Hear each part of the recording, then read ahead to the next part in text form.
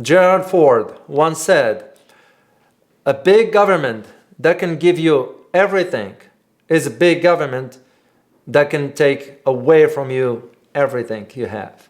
Keep this in mind as we discuss today term limits in Congress, or the need for term limits as part of what you need to know. My name is Dr. David Walaloo. And my name is Dr. Ross Stewart. And you are watching Geopolitics in Conflict.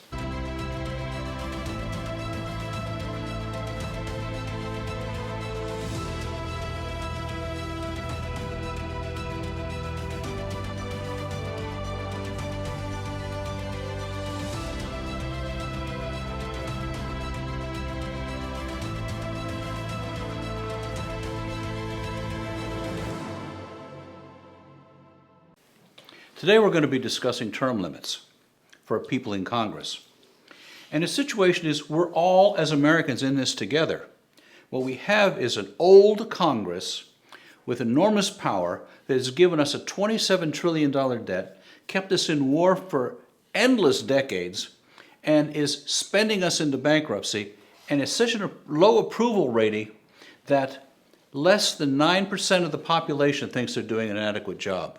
That's over 91% want them out and somebody else in. Yeah. That's what we're going to be talking about today. That's correct, Russ. It is a topic that needs to be addressed.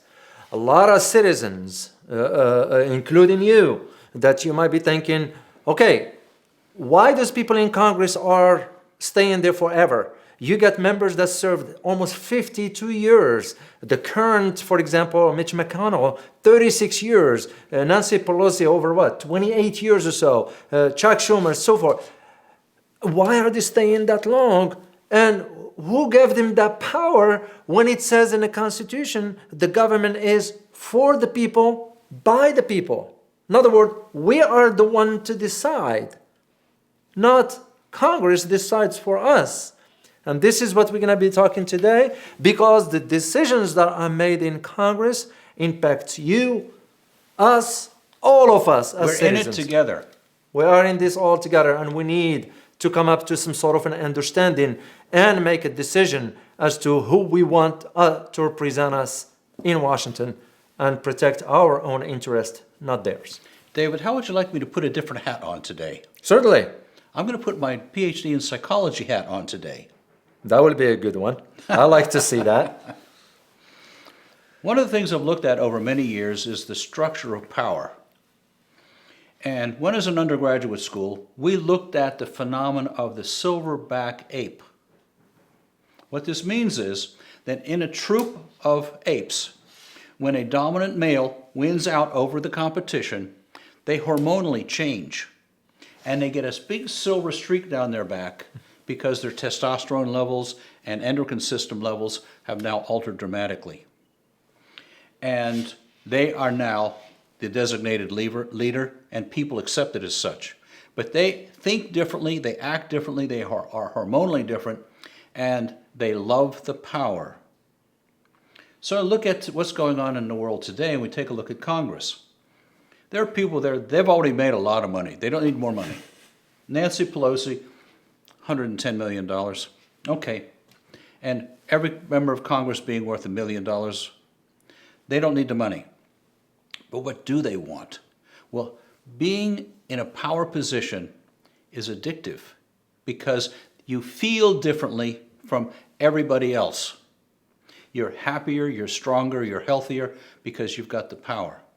And we take a look at what's going on in America right now.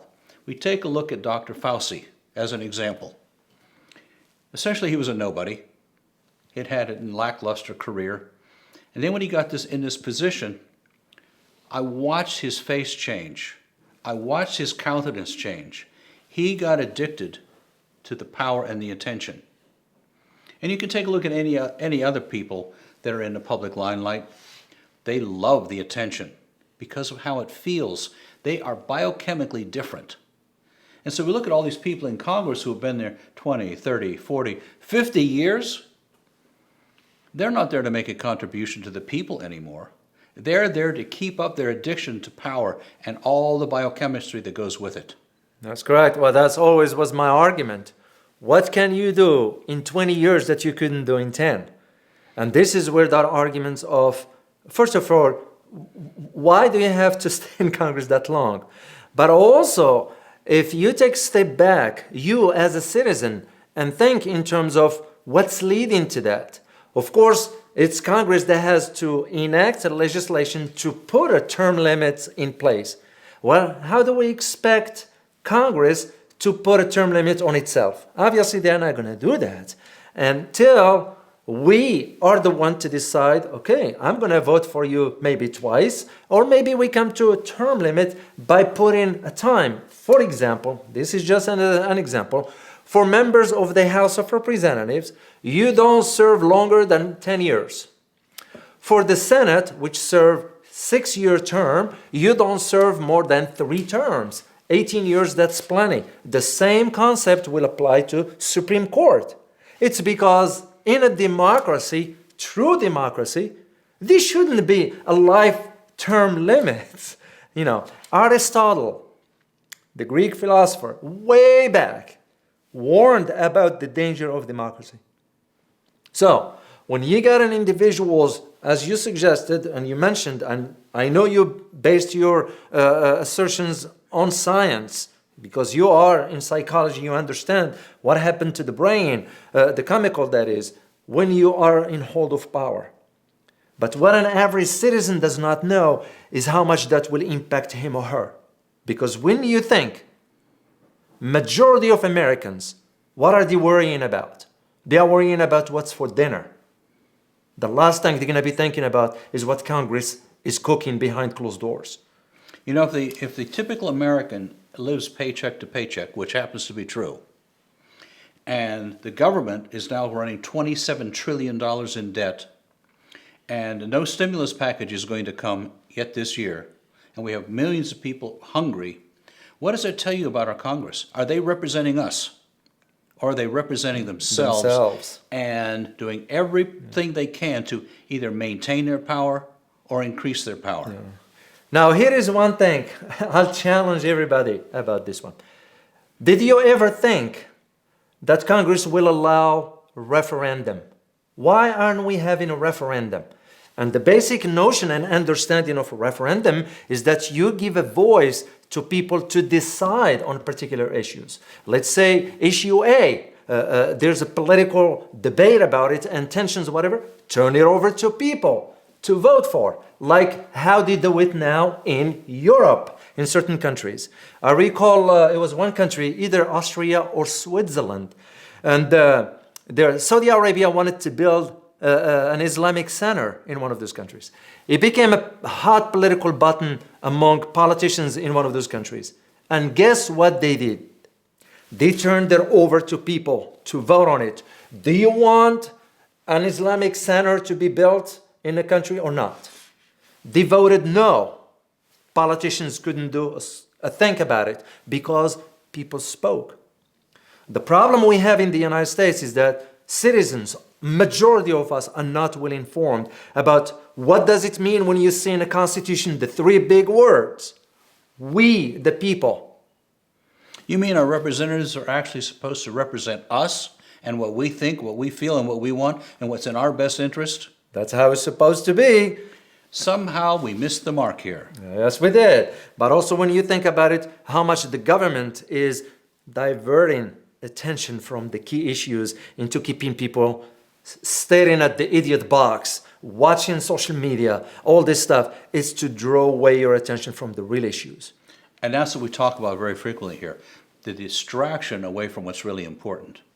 And term limitations has to be somewhere near the very top, if not the top, of issues that Americans really ought to be addressing. It has to be. I mean, just to piggyback on this one here, did you know that a Supreme Court judge in Europe serves only 18 years? That's about right. You know, because in a democracy, we're not a monarchy. You can have a life appointment. There is no such thing in a democracy. If we are to talk truly what democracy means. But on the other hand, government find it easier now. Just distract people. Get them busy. Keep them busy so they don't have to think. And the reason being because if you start to think, you become a threat to the government. You mean compliance and obedience aren't what we should be dedicated to? What? Our education system is devoted It's to no that. different. You're absolutely right. And this is what I argue in my classrooms for my students, to stay away from this thinking about, oh my gosh, my grade, my exam. Dr. O, I didn't score good in an exam. That's like, why are you worrying about the exam? Worry about the knowledge. Acquire an understanding of your role in a society and that the government exists because of you, not the other way around. And the best analogy I can give to this is the idea of an employer. You know, if I am an employer and hire you to do the work and you are not doing the work, what is the next step? Termination. Termination, or I fire you. Straightforward. With the same thing. Congress is there to work for us, not the other way around.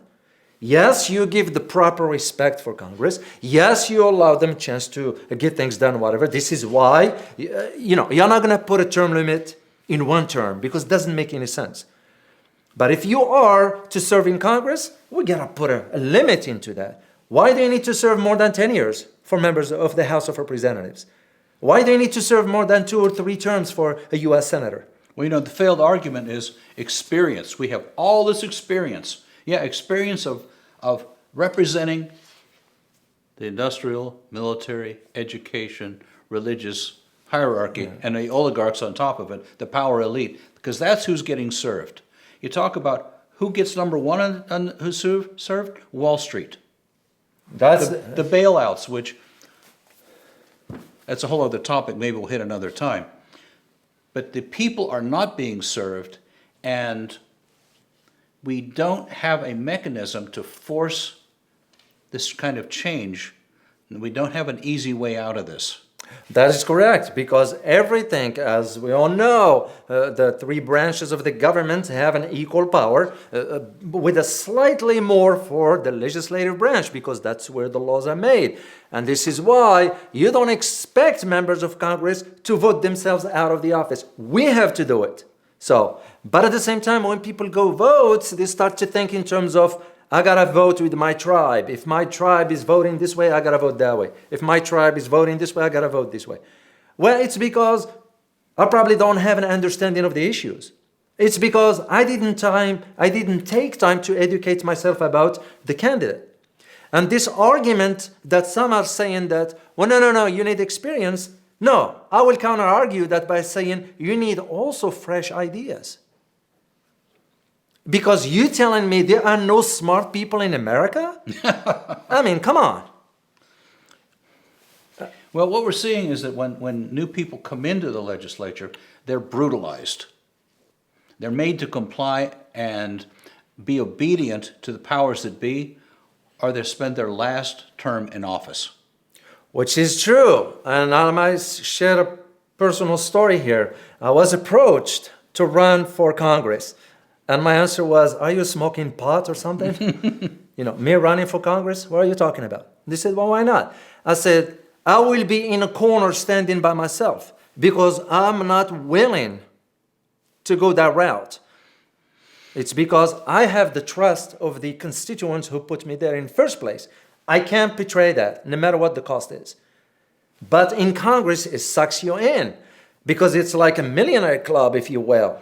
And what is it? It's not if you will. And it is. It is a millionaire It is club. indeed. So you have to be part of the club. You have to fit in if you want to sort of get along. Well, I'm not willing to do that. I can't look at my constituents in the eye and say, well, I didn't try this. And this is why you see in our representatives, how often do they meet with their constituents? I'll make it a mandatory that you meet with your constituents every 2 months in a town hall meeting, and you look at them in the eye and tell them what are the issues that you are the more concerned about. But again, because members of Congress, they are not bound by the term limits. It's like, hey, if it doesn't take care of this time, I'll do it next time. Did you see the statistic of how many incumbents are reelected to another term? It's over 90%. Oh my gosh, Now, I can only imagine the monetary aspects to this. I did research something and I found that for every incumbent, versus a challenger.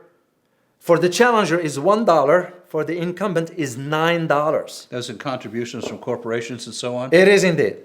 So you can So just see. Without spending 9-1 Yeah. in terms of, and then there's the whole thing of let's keep everybody dumbed down as opposed to what does it really mean to have $27 trillion in debt? What does it mean to have money going to the industrial military complex where we have an infrastructure of billions and tens of billions of dollars of infrastructure, roads, bridges, and so on that need to be repaired, and the impact of the economy of that? Well, this isn't something that's really being talked about as an important issue. No, not at all. And this is why you see, for example, why Congress find it convenient on itself to pass legislation to add an increase in their salaries, adjustment limit. And yet an average citizen is not seeing his or her salary has been stagnant for the last couple of years. You know, why aren't our teachers are paid adequately? Why are our veterans that you will see them in the traffic lights panhandling there? I had a chance to work with some of them overseas. They Yeah. put their life in line, and yet you see them in the street standing with nothing to eat, and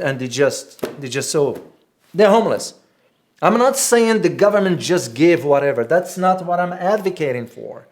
But at the same time, you gotta have to draw a line somewhere because the system is corrupted to the core. Well, what we're talking about is Congress sets its own set of priorities that don't match what the people need in this country.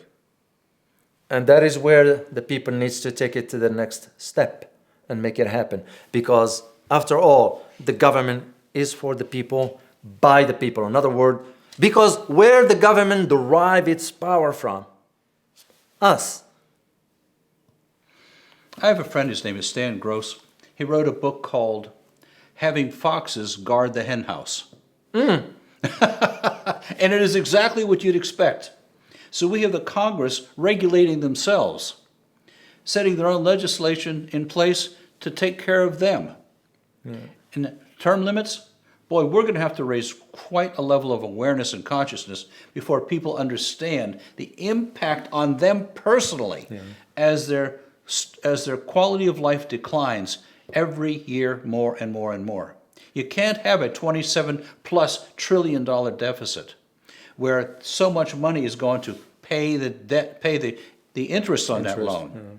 We can't have all of these infrastructure things ignored. We can't have education ignored so that we get a brand new helicopter that costs $1 billion each. Come on. That's correct, Ross. And it is our responsibility as a host of a show that this is not about just standing in front of a camera here and look pretty. This is about transferring the information to the American people so they can have a better understanding because, including the media, it's not going to disclose the information that they need to know. This is at least what I do with my students because I want to expand their knowledge and understand how government operates because they are part of the next leader, next generation that some of them or one of them or whomever is going to end up being either attorney general, a president, a member of Congress, whatever, so they can have that understanding. And that's what's need to be done. Here's the bottom line of this. How easy is it to be distracted by topic du jour that doesn't mean anything to us? Yeah, it's so easy. Oh, It's we can so name 50 easy. things. Russiagate. Cut me a break. No one cares. What kind of ice cream does Nancy Pelosi have in her $17,000 freezer? Nobody cares about this stuff. As opposed to get informed as to the things that really impact your life, like the national debt, like term limits, and several other things. And is it possible to get informed about those things? It is easier now than any time in history to get incredibly good information about these things. YouTube is a wonderful place. The internet is replete with smart people talking about this stuff. The digital dollar, boy, is this going to impact your life in a big way. Take it on as not a place of you being in resignation about, oh, there's nothing I can do about it. They're all powerful or I'm nobody. Start the conversations with people and see who cares. Continue those conversations, and there are organizations and groups who care a lot. Be part of it. Make your voice really heard. And we're gonna be addressing these issues of the government more frequently as we move forward with this. And as always, Stay informed. Till next time.